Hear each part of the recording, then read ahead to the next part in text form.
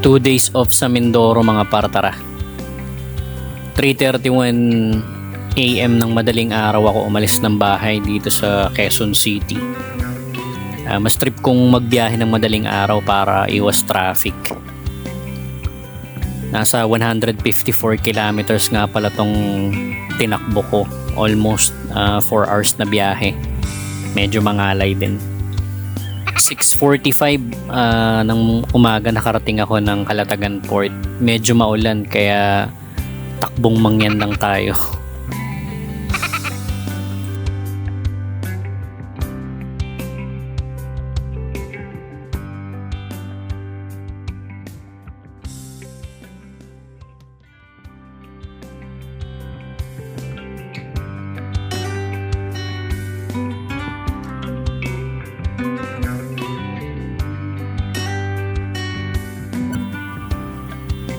Medyo madilim ang langit at maambon.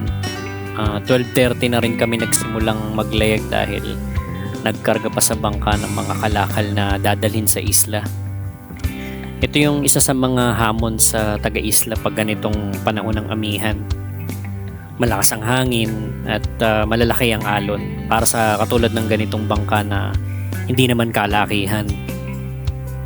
Medyo kalmada naman ang panahon at pinagbigyan kami kaya kahit kargado ang bangka ay ligtas pa rin kaming nakarating ng isla ng Bulacan.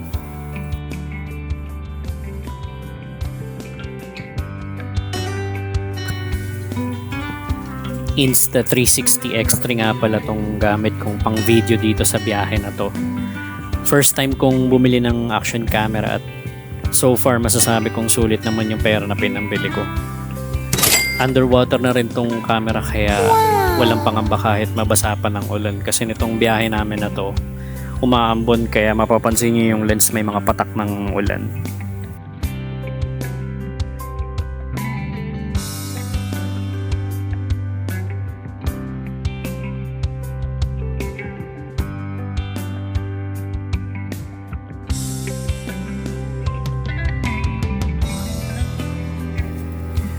Last year ng August ako huling umuwi ng Mindoro. Mahigit 1 taon na din pala. Kaya nakakamiss na rin. At mabilis na daw ang internet connection at may free wifi na rin sa isla. Kaya napagayak ako ng biglaan. Gusto ko sanang subukan kung uubra kaya ang internet connection kung doon ako mag-work.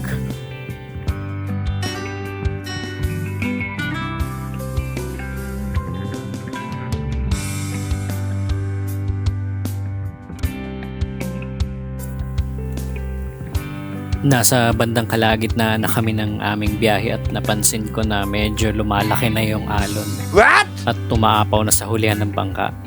Pero dahil makisig at sanay na sanay sa dagat ang ating nagtitimon, kampante ako na makakauwi kami ng safe.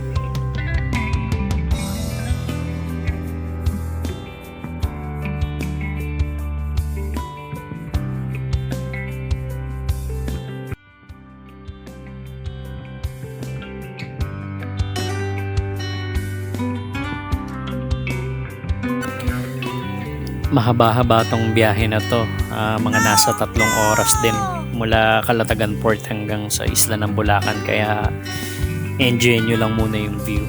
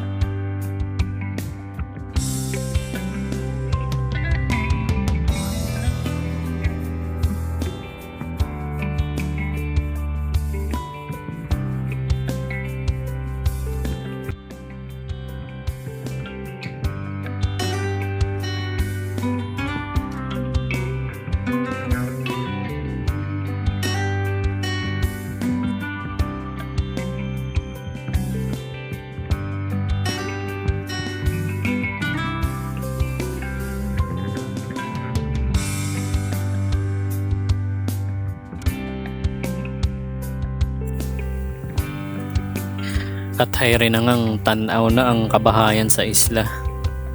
Hayring pumuesto na ako sa unahan para may ibang view naman yung aking video.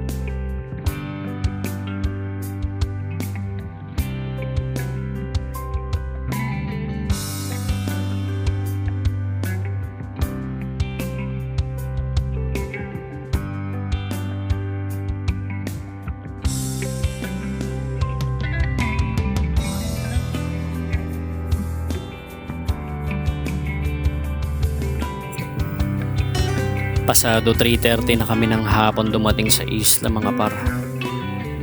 Halat sa susunod na lang ulit na day off. Baka gusto mong sumama. Tara.